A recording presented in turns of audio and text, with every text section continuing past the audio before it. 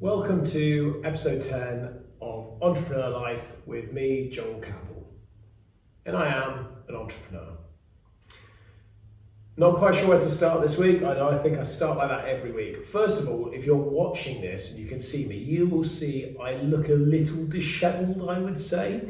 Some might say I look absolutely fucking knackered. That's because this morning I got up and I just set my timer. Set my timer so I time the podcast well, so it's not too long and too elongated and too waffly, and I finish on time. Anyway, this morning I set an alarm for 10 to 4 a.m. Sounds fucking ridiculous when I say it like that. And it's because the planets were aligning. So there was the alignment of the 5 planets and the moon happening. It's this morning that you could see somewhere around 4:15 for where I am in the West Midlands. So I decided that it would be a good idea to get up and watch it, and Emma got up as well, and my son got up, and we went to watch it. And initially we went out to the garden, woke the dogs up, so they started kicking off at 4 in the morning. And then we couldn't see it because the trees were in the way. Where the moon was, it wasn't quite as southeast as it should have been. It was more east, so the trees were in the way. So we went back into the house, looking out of like the bathroom windows, which overlooked east, and there was just clouds everywhere. So we saw a little bit of the moon, didn't see any fucking planets whatsoever. And about 4:30, I gave up and went back to bed. So it was a proper wasted 40 minutes. Other than the fact that I guess it was good for my son to see us kind of do these things and get up to do these kind of things. And he did it as well. He's 9 and he got up, and then he went back to bed, I went back to bed, Emma went back to bed, and got a couple of hours extra sleep. But I'm knackered because I did that basically, because it disrupted it. So that's why I look a little bit disheveled. Also, I'm on a 12, 13-hour day, something like that today. And I'm getting towards the back end of it now. So just, a little bit haggard, but I'm all right. A few things I was going to cover today. If you're listening to this for the first time, or you've forgotten what this podcast, this show is all about, it is about the journey of an entrepreneur as I live and breathe it. So it's not me saying I've got to the end of the journey, or I've built this huge business and I've sold it for millions of pounds, I'm retiring off my yachts and stuff. It is and it's not the beginning stage, not for me anyway at this stage. It's I've been doing this for a little while now, but it is about the day-to-day challenges, the hardships, all the things you face as a business owner, whether you're at the very, very beginning of your journey or whether you're a good few years into it, which is exactly where I am, still feeling those pains and going through it. So that's what this show is about. And I'm trying to keep it real. No, in all seriousness, I'm trying to keep it really grounded, really level. And I always record the episodes about 2 weeks before they go out. So today we released episode 8, released today at 2:00. I'm currently recording episode 10. 9 was recorded a couple of weeks ago. It's already edited and ready to go. And it's because things happen in the business day to day and in the week that I need to let settle or need time before I can publicly announce them. And I'm going to talk about that first and foremost today. So I've been talking for a little while about the need for me to change what I do day to day and really separate into our divisional model with our businesses. So bringing together our attractions, bringing together our attractions and creating an attraction division basically. So all of the teams there, both in the individual attractions and Century, that work and support those day to day, all come together and all work under one umbrella with one person at the top, building out the vision, the strategy, and making it all work. Piecing all the bits together for the big puzzle effectively. And I'm really pleased that we've appointed somebody in that role. I've been looking at it for a few weeks. I've certainly been building towards it for a few years. But I've been looking at it for a few weeks now, and looking at how we can do it and what we can do. And I'm really pleased because we have appointed somebody in that role. I told the team, or we introduced them to the team on Monday just gone. They start on the 1st of July, but they're just settling in. I can announce it now because by the time this comes out, it will have been announced publicly anyway. So Lauren is going to take over that role. It's a really big step for her. It's a really big step for me, and it's a really big step for us as an organisation. I'm not going to break that down any further, really. I don't think I need to. I'm really pleased with the decision. I'm really pleased that Lauren has accepted the job and is really going to thrive off it, drive it forwards and take it further than I'm able to, and basically take it on to its next, take it through the next part of its journey. So that will happen by the time this goes out, or in the next week or so when this goes out, she will be in place and it will all be ideally flowing, and I'm very confident in the decision I've made. That brings me on to two other points that I'm going to talk about tonight. One is I want to talk just a little about how my brain works, and that's because something happened this week that really made me sort of step back and go, shit, I don't think my brain works in the same way as I'm not going to say a normal person, but in the same way as a lot of people's work. I don't think it works the same. And that's not to say that I'm special, because I'm by no means not. I'm not special. It's not that I'm particularly different per se in a bad way. It's just that my brain and the way that I look at things is different. I don't know how to explain it, and I'll tell you the instance, and then you can make a decision for yourself. Once I've done that, I'm going to go on just to talk a little bit more about decisions and decision making, which picks up on last week's of indecisions, but last week's episode of indecisions, but more about. I'm going to try and word this because Paul can cut this into a trailer. As an entrepreneur or a business owner, the person at the top or in a position of decision making, you are going to have people question your decisions. Rightly or wrongly, people are going to question your decisions, and that is going to have an impact on how you go about things. Don't let it. Continue on as you feel best, because your gut feeling will drive you the right way. I'm going to talk about that more in a sec, but let me step backwards to talk about the way that I think my brain differs. So 5 days ago, so on Monday, I took my son Jonah, my 9-year-old, for his very first golf lesson. So got him a set of golf clubs, a small set of golf clubs, 2 months ago, maybe a month and a half ago, for his birthday, and really wanted to get him out playing golf. I really enjoy playing golf. I'm really crap at it, but I really enjoy it. And I wanted to get him playing, but I didn't want to teach him myself because I didn't want to get him into bad habits, because it's a really easy thing to do in golf, to get bad habits. So I got him a lesson, took him down to the local golf club so he could go through with one of the professionals and just basically learn how to hold it, how to swing, and just get into a good rhythm to begin with.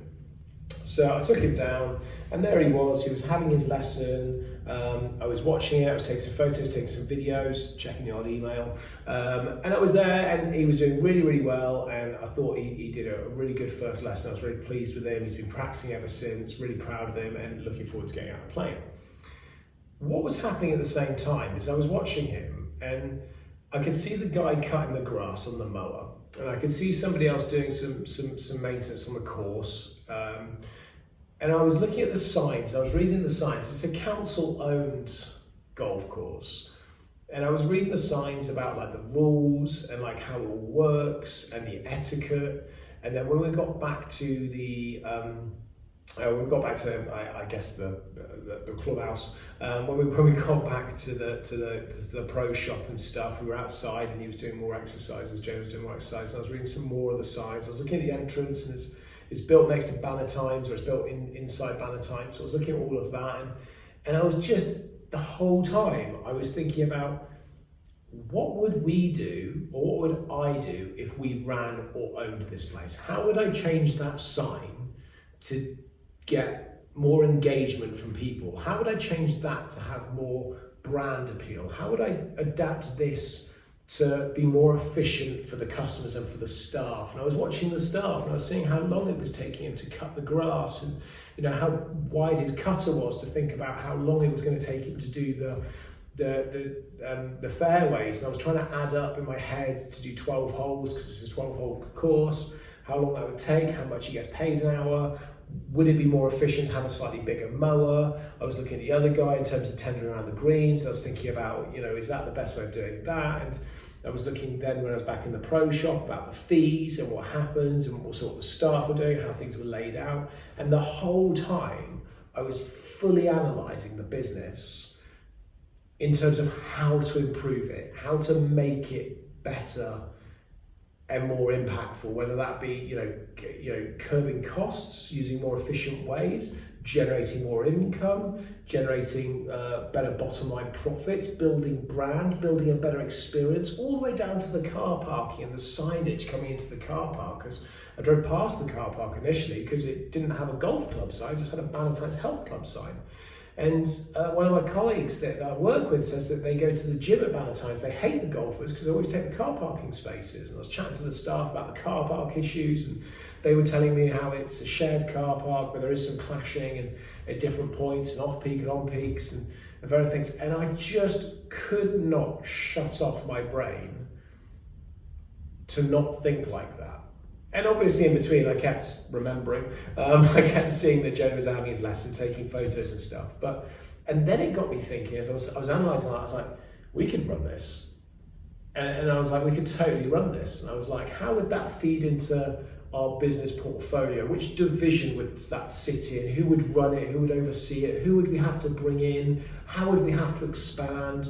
What would I have to do to the teams to grow it? What would we have to do financially as seed capital? Who do I need to speak to at the council to get this moving? So whose door should I start knocking on to say, hey, look, this golf course is really good. We'd like to take it over. We'd like to put, a 50-year lease on it. We'd like to, do this with it. We'd like to do that with it. We'd like to move it forward. So I'd like to improve the golf shop. I'd like to work closer with Bannatynes Group.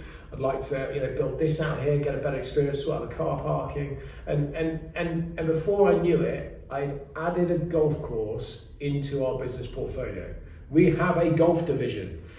We don't. But in my head, that's exactly what had happened. And I was only there for about 45 minutes.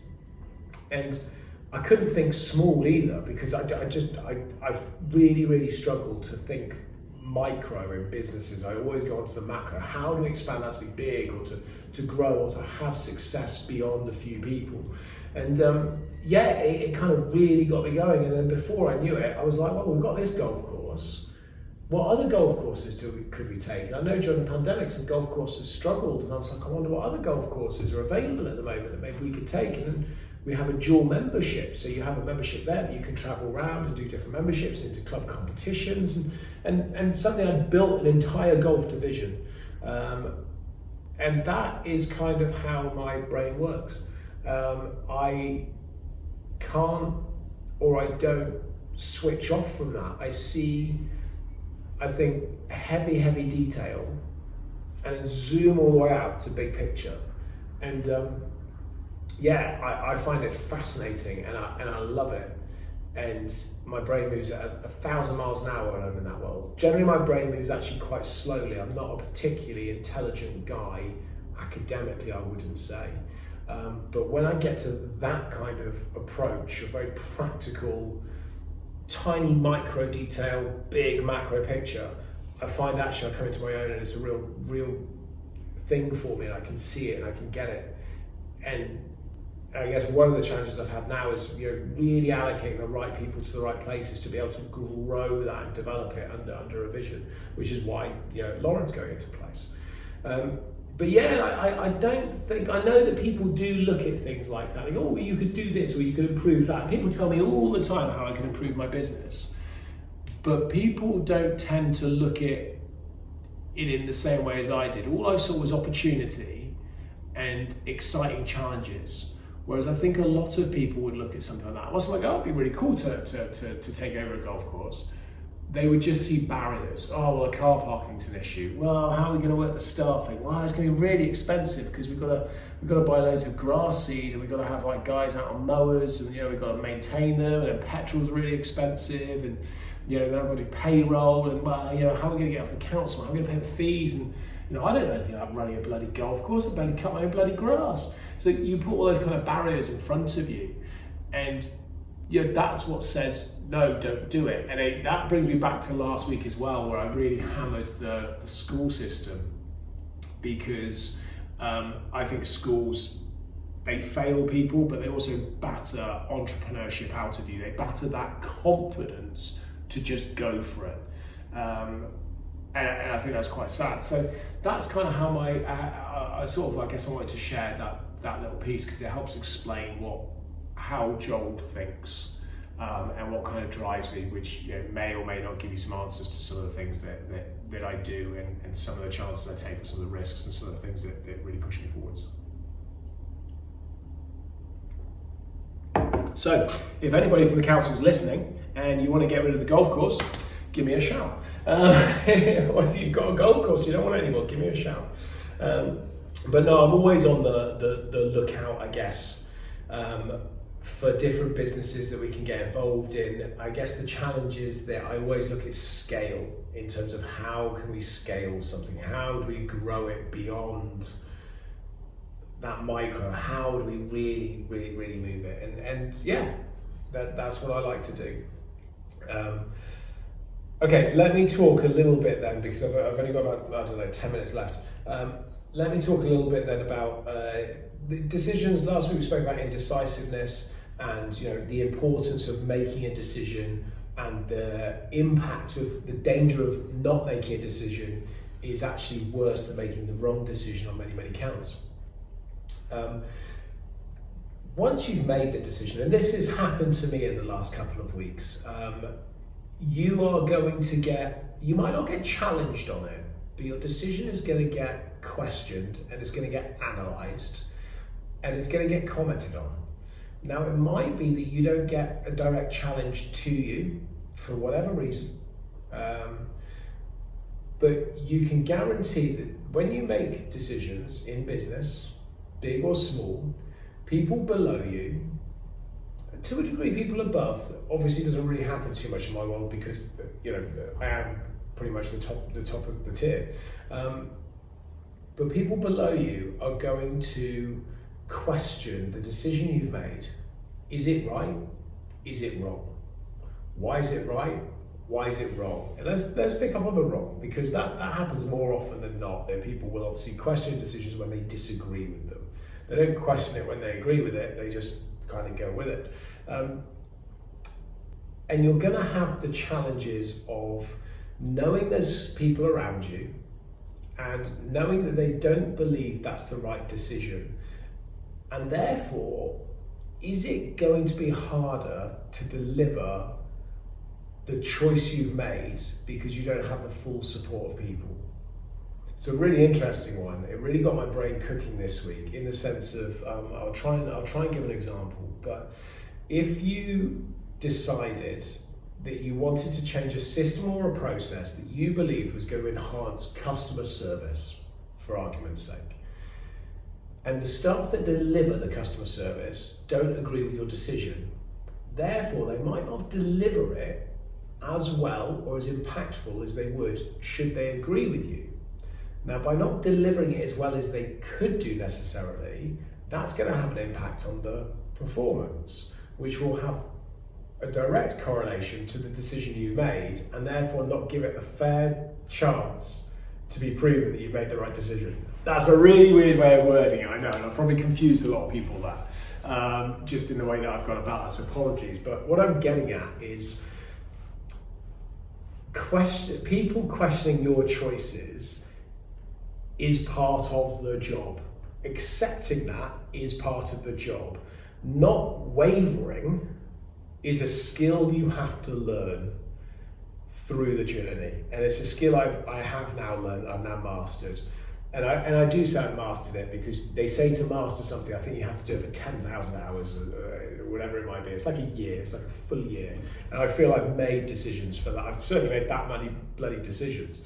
And I mastered it in a couple of ways. Sometimes what I'll do when I'm making decisions is, whether I believe I know the right answer or not, or the right direction or not, is I'll ask people around me to their opinion, and I'll take on that advice, and I'll listen to it, I'll take different perspectives, and I'll use that to help influence or to educate or to support what I'm looking to do. Other times I'll be like, that's where we're going and that's it. But I have a really rigid approach that once I've made the decision, right or wrong, that's the choice. You can question it by all means, and if you want to question it, please come and speak to me and tell me directly why you're questioning it. Let me just reset my timer. What I don't accept is people questioning it behind my back, trying to influence other people, building negativity because Joel hasn't got a fucking clue what he's talking about, and that's not the right decision, and I know best because rah, rah, rah, rah, rah, whatever it might be. I'm not being negative when I say the rah, rah, rahs, it's just the terms. I will not accept that, and I will come down really hard on that type of behaviour because I find it's really negative, it's really disruptive, it's really not helpful to the growth and the development of the organisation. And actually I find it quite disrespectful because I like to think that my door's relatively open, my teams and teams below can contact me, and I will always listen with an open mind and a calm breath to people that come and are honest and take that approach. It's only when you go behind the scenes and stir that I'm going to get quite forceful. I'm going to get quite, you're gonna rub me up the wrong way, and I've got a very, very hard line on that. But yeah, I think it's a case of being confident. I guess what I'm getting to is about being confident in once you've made the decision, plow forwards, keep going, and don't second guess yourself, and don't let others influence the second guessing. Now, if you get to a point where you've made the wrong choice or you need to adapt the decision, change the decision, go back on what you've done, do not be afraid to do that. It is far better to turn around and go, I've made a slight mistake here, I've made a complete fuck up, I've made a massive screw up, and we're going to change that decision and go a different direction. There is nothing wrong with that, and being able to say that and do that, I think, is one of the biggest key factors to successful business owners, entrepreneurs, managers, leaders across the board. Being able to accept and admit that you've done it wrong and then adjust to do it right. Because if you continue plowing down a road that you know is wrong, once you know it's wrong, you got no fucking business making those choices. None whatsoever. And you should be removed from position, whatever position you're in.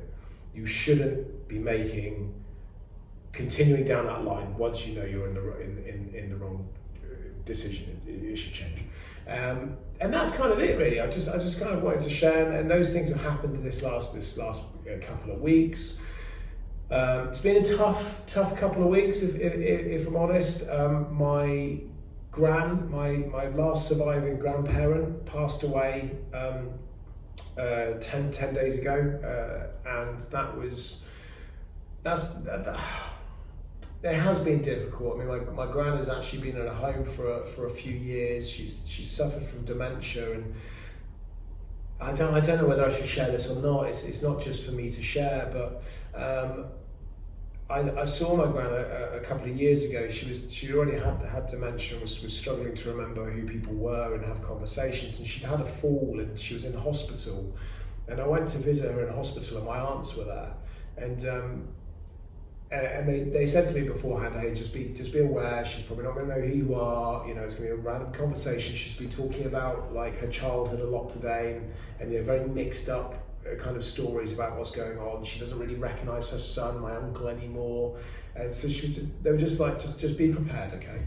And I walked in and I went and sat by her bedside and I said hello, and and she recognised me, and she knew who I was, and I was there for about 25 minutes, maybe half an hour, and we had a long conversation about when I was a child, and spoke about when we went sailing, when my granddad was still alive, and spoke about different things that we'd done and stuff like that.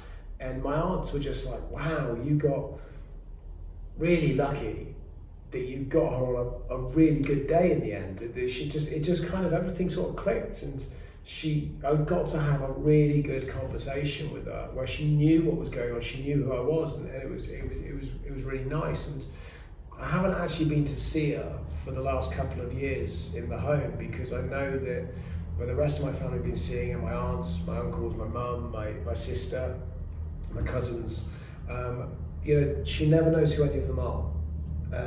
And that's really, really hard. It's really hard for them, it's really hard for her. Dementia's an awful disease, I guess.